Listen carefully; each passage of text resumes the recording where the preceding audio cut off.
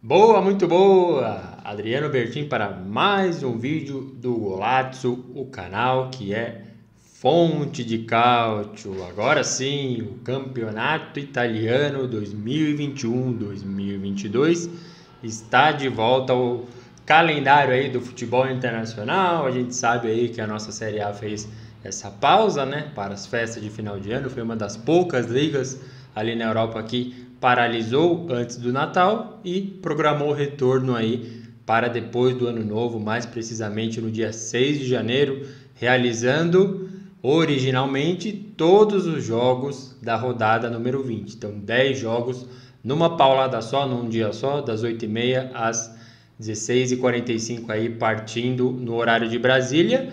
Mas a gente grava esse vídeo, chega nesse momento aqui olhando para ver como foi essa rodada, se é que dá para chamar de rodada, já sabendo de toda a bagunça que teve. Até convido você a comentar o que você achou desse retorno. Eu acho que era para comemorar muito mais do que se foi comemorado, se é que foi comemorado. Eu honestamente fiquei com uma sensação completamente agridoce desse retorno completamente atrapalhado aí do campeonato italiano. Vamos então trazer os destaques dessa suposta aí chamada rodada 20, passando pelos acontecimentos prévios, claro, e depois alguns destaques de alguns jogos. Então a gente começa falando que não aconteceram todos os 10 jogos. Era a programação, como eu disse, trazer todos os duelos num dia só, mas dos 10, 4 não aconteceram. E por quê? Porque parece que dentre os jogadores, dentre a comissão técnica, enfim, os funcionários do clube, do presidente aos jogadores, estão passando por uma nova onda lá na Europa, especificamente no campeonato italiano. Parece que a coisa está bem forte. Então, o que aconteceu? Quando um time vai viajar, se é que vai jogar fora ou vai mesmo jogar em casa, partir para um novo duelo dentro do campeonato italiano, ele precisa passar por um filtro, uma análise das autoridades de saúde. Então, especialmente, tomando exemplo aqui de times que vão jogar fora de casa nessa rodada número 20. O Udinese ia para Florença, o Torino ia para Bergamo pegar a Atalanta. Eles têm que passar pela autoridade de saúde local e aí ela autoriza ou não essa viagem.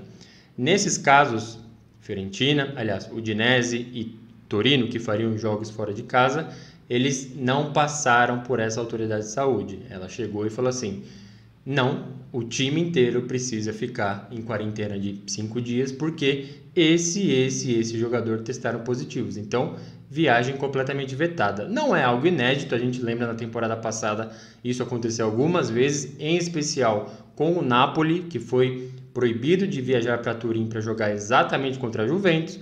O jogo foi dado WO, depois voltou nos tribunais e foi remarcado posteriormente. A gente vai falar disso também. Mas esse é o procedimento. Por isso, especificamente por isso, Udinese e Fiorentina era para acontecer em Florença, não aconteceu.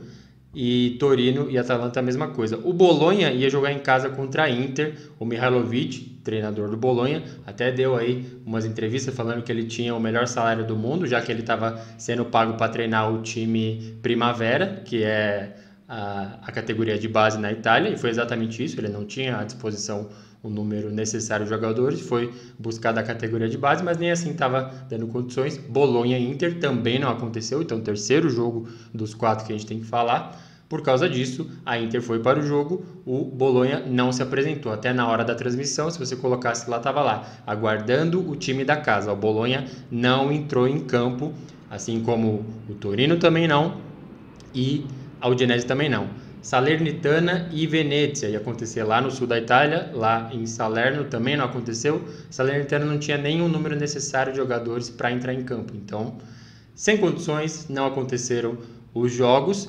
E aí começa as observações, já dá uma quebrada, né? Era para ser festejado esse retorno do campeonato italiano, então já dá uma quebrada com menos 4 jogos, mas é muito curioso, a gente até destaca com o ciclo do papelazzo do campeonato italiano, que 2 anos depois de situações idênticas no histórico, e a Liga ainda não sabe, ou parecia não saber como agir nesses casos. Por quê? O que acontecia? Um time se apresentava, o outro não. Não porque não queria, mas porque a autoridade de saúde proibia. E aí, qual que era o passo seguinte?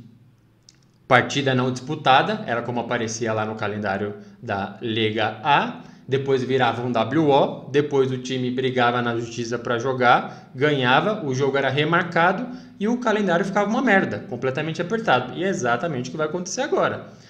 E é muito esquisito, por isso o time não apresentava, mas pega exemplo, Fiorentina, Inter, estavam lá nos seus perfis do Twitter postando, daqui a pouco tem jogo, olha a nossa escalação, já sabendo que o outro time não ia se apresentar. E aí eu não sei se eles fazem isso para demonstrar que sim, estamos aqui, então se acontecer alguma coisa a gente leva aí no WO, ou por pura zona mesmo, assim, muito, muito difícil de entender 2 anos depois e essas coisas acontecendo.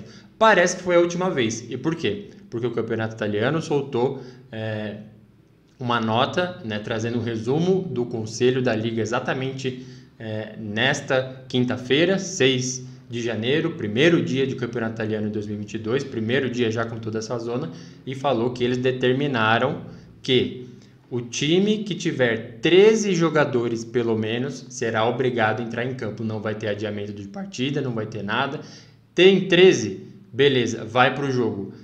Não se apresentou, deu algum problema? WO sem discussão nenhuma.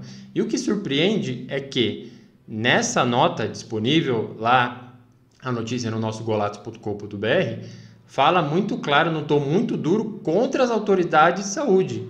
Eles citam momentos assim, usam palavras como se a autoridade de saúde estivesse prejudicando o futebol, estivesse prejudicando a economia, enfim, trazendo argumentos de um explícito conflito entre Série A e as autoridades de saúde.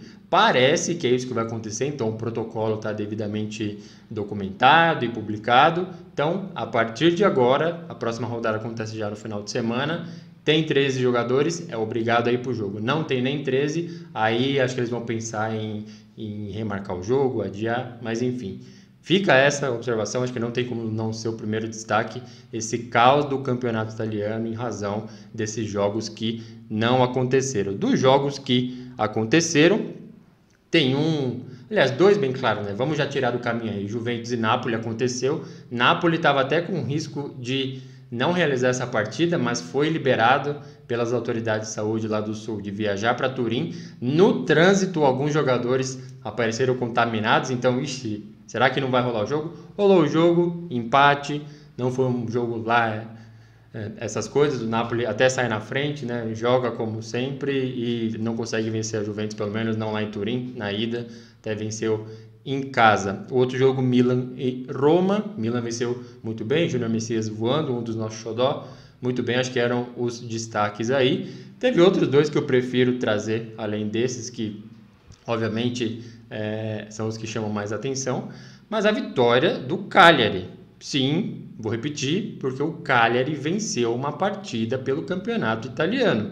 O time lá da Ilha da Sardenha estava lá na penúltima posição, até deu um salto, já deve ter voltado para a penúltima posição na tabela, mas o importante é que venceu. O time passou 11 jogos, 11 rodadas entre perdendo e empatando e não obtendo um triunfo sequer, sem ter aquele gosto de somar 3 pontos depois de uma partida de futebol.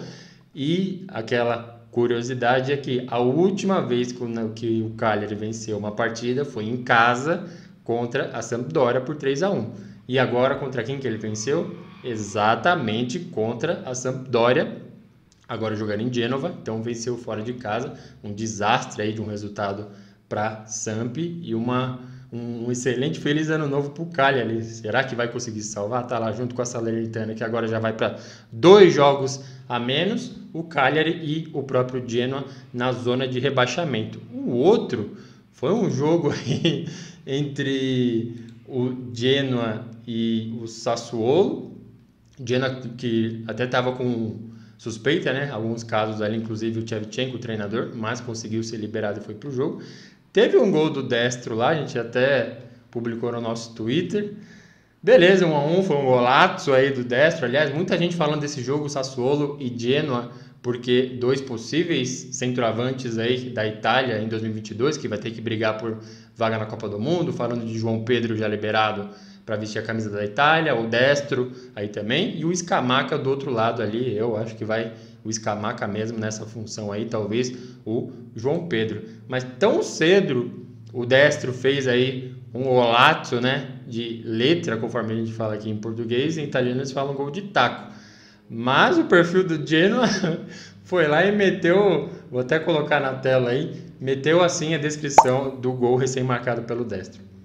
Taco delizioso de Destro que la mete dentro. Que gol! Então, se a gente pensava aí que o Santos é o time do sexo, não será o Genoa, na verdade, o time do sexo, porque, sinceramente, foi um golaço, de fato, realmente maravilhoso, mas esse orgasmo que o ADM aqui do Genoa sentiu, sinceramente não senti, talvez ao vivo deve ter rolado essa sensação aí, mas foi, acho que um momento maravilhoso, essa narração aí deliciosa do gol do Destro contra o Sassuolo, mas é isso que aconteceu, né? Acabou não sendo suficiente, empatou. Vou até passar então os resultados, estão todos no nosso golazzo.com.br, no Instagram do Golazzo também, segue aí a gente. Então, Bolonha e Inter não aconteceu, Sampdoria perdeu em casa para o Cagliari, Lazio e Empoli 3-3, jogaço também, maravilhoso, com virada e resgate aí do time da capital. O Spezia, infelizmente aí para eles, perdendo em casa para o Hellas Verona, vai complicar. Sassuolo e Genoa esse jogo, Milan e Roma e Juventus e Napoli, conforme a gente passou. Esse foi o primeiro dia de campeonato italiano em 2022. Não foi completo, teve todas essas observações aí, mas a gente volta com o campeonato italiano, seja como for, adiando o jogo, não adiando, tribunal, polêmica, novo protocolo. Vamos documentar tudo no nosso golazzo.com.br, no Instagram também, principalmente, o @blogolazzo, e aqui no nosso canal Fonte de Cálcio. Deixa aí as suas impressões dessa primeira rodada. Você acha que é um papelaço esse modo como a Liga tem lidado aí com os jogos adiados e dos placares que aconteceram? Essa narração do admin do Genoa aí foi gostosa, realmente foi deliciosa? Deixa aí os comentários. Eu vou ficando por aqui. Um forte abraço e até a próxima!